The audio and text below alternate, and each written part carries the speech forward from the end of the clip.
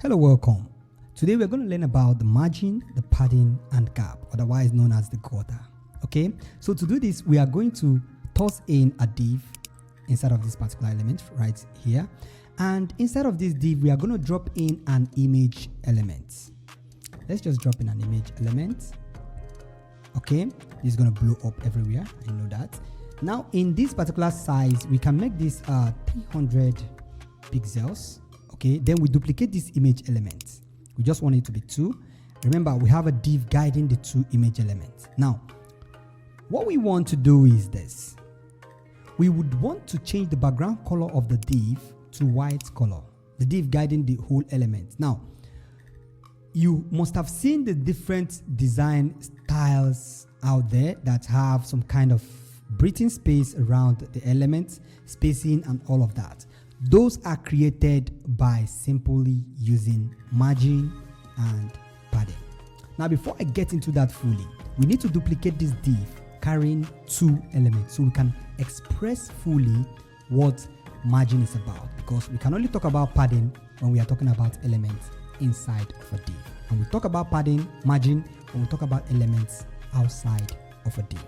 So now we have these 2 elements. This is a different div, and this one is actually a different div. We have 2 div right here. Okay, now what we want to do is this. We want to focus on the first div. First of all, let's separate these 2 and make sure we have space. To separate this, we have to use the gap. This is where the gap plays. Select on the div guiding the whole div. Okay, then we can get to gapping and we give it a particular size. That is what separates these 2, this one from this one. I think the background here should be white. The background here should be white. Let's just make it white. Fine. So we have this separation. That is how to add gap, and we'll be able to do that with this particular element. Select on this, still go to gap and give it a gap of 20, and we can still do the same thing to this one. But instead of doing that, we can click on the div option, copy style, select on this. Make sure you are selecting on the div of guiding everything. Click option and paste style. Okay, instead of using the other way. We can also do this, achieve this other format by using classes. But why I don't want to use class in these 2 elements is because we want to style this one separately and want to style this one separately, so there's no need using classes. Now, very simple. We want to learn what a gap is and what a padding is. But before we do that, let's select this element, this background element. I don't want it to be white. I want it to be gray, a little bit gray, so we can see the white that is guiding this element. I hope you can see that very clearly now. Very fine. So now we can select on the div guiding the 2 elements. Now this is what padding is. Go to advanced, go to size and spacing. This way add padding, and this is what padding is. Okay, now when we click on this and we give it a padding of 20 px, we are giving a padding of 20 pixels, but it only applies to the top side of the element. We want it to apply to all sides of the element. You click on apply all. Automatically that particular padding style will apply to all edges. As you can see from here, all padding have been applied. 20 pixels have been applied all around. Forget the one in the middle. That's a gutter we added with the gapping. So that is simply what padding is about. Now we are going to go back to this div outside here, and we are going to close up the gap. The gap we created between these 2 elements, we are going to close it up. We don't want that. We want to use that to show you the difference between padding and margin before we get to gapping. So we select on this second element. We want to give it a padding of 30 pixels. Let's give it a 40 pixels. Okay, then we apply to all. You see, it applies to all, and that is it. So we are going to still have Messi on it and give it a size of 20 pixels, and we apply to all. Now, for instance, we want to apply this 20 pixel all around, but at the bottom part, we don't want it to have any particular padding. What we need to do is to select on the one we don't want a padding and clear it off. Automatically, we don't have a padding at the bottom part. Whenever you feel uncomfortable about that and you want to come back and add a padding, you can actually click on apply to all, but select on the element, the one that have numbers, and click on apply to all. Automatically the padding will return. So that is how to add padding to an element. Now, padding is what you do inside of a div to space that particular div out. Like for instance, you created a button and added a text inside the button. To give the space between the button and the element, you actually add padding. We are going to do another example of that with a button in a little while. But this is practically what is padding from inside. Okay. Now from outside is what we call margin. Margin is the space you give to an element from the outside of its div or the outside of its components. A component could be an image element. So for instance, this image element, you can go to advanced, go to size and spacing, and in margin, we can come here and say, okay, we want to give you a margin of 30 pixels. We're actually telling it to space itself outside of this element to give us that breathing space. Now, we are not going to understand that from there until we do it with a div that is close to another div, like this particular div now. Now, we come to this div and we go to size and spacing, we go to margin, and we give it a margin top of 40. Nothing happens, nothing at all, except that it pushed this down. I'm going to still explain that later. But what we want to do here is give it a right margin of 40. We can just drag this and place here. A right margin of 40 will actually space this element from this other element. Without giving the number there, you can use your arrow and drag it out and drag it in. This out give padding. Without also giving a number, you can also use your arrow and drag in padding and close it. The only difference is that sometimes you may not know the exact number you applied. But whatever padding you are giving to here, automatically watch what is going on in these numbers as I'm extending this. The numbers automatically is going to adjust from here. So that is it about, apply this to all. That is it about padding. Padding is what you do from inside and margin is what you do from outside.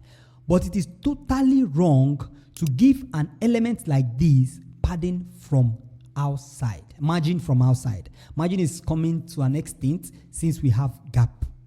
So since gap started existing, we don't need margin anymore. Okay, in most cases anyway. So we have to remove the margin. We call it 35 margin. We clear that out.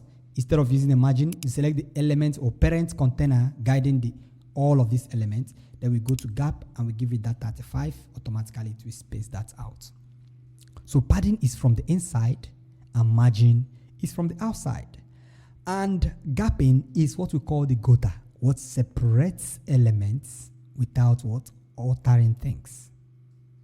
So this is simply what it means. Now we are going to still try again with a button. We drop in a button inside of one of these div. Let's clear out this image and clear out this image. So we're going to drop in a button. Remember, the pattern we give here is still available. Now we drop in a button here. Here is the button element, button. Okay.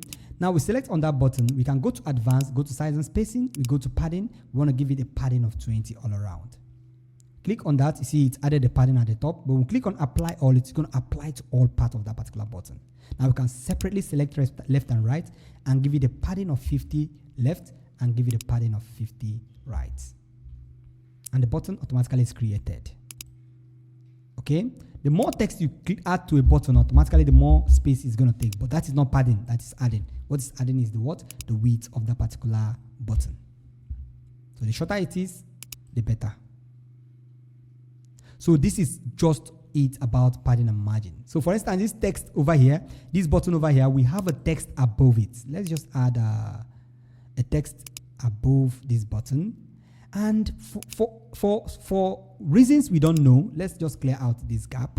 For reasons we don't know, we have this particular space between these elements. Let me add another element. Let me show you when we use gap and when we should use gapping and when we should use margin. Now we're going to add another heading element. We are going to place this at the top. So usually a heading element comes before the body element. So we clear out this one. We practically want to center align everything that is necessary. Okay. We can also add an image element if we want at the top side. We can drag in this image element and plug it in here. Okay. Now we have an image, we have a text, and we have a body text. Let's increase, let's multiply, let's just copy and paste our body text again and again. So fine. We don't want this. Fine. So we have our text blocks out like this. We can increase the size of the texts if we want to. Let's just increase the font size to 22. That's too much. Let's make this 17. So fine, we have it at 17, and the thickness we usually want that to be on at 50, 500 or 400 is still okay. So fine. Now look at where you use padding and where we use margin, where we use a gapping. Now in gapping, we can select this element guiding everything. The problem with gapping is that it doesn't respect any element. It gives that particular gapping to all elements. So for instance, we give it a gapping of 30. It's going to give the gapping to all elements. See, the same gap here, the same gap here, the same gap here.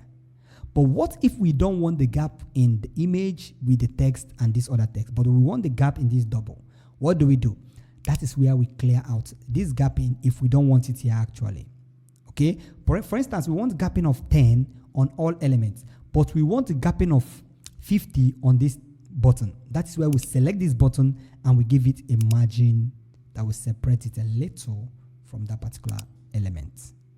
I hope you get the point now. So this is where you use the margin here, but you use the gapping here, automatically applies all of them. But the margin will actually separate an element from the previous elements, but still retaining the gapping space. You can also select on this and remove the gap that you added and still retain the gap margin you have just added from here.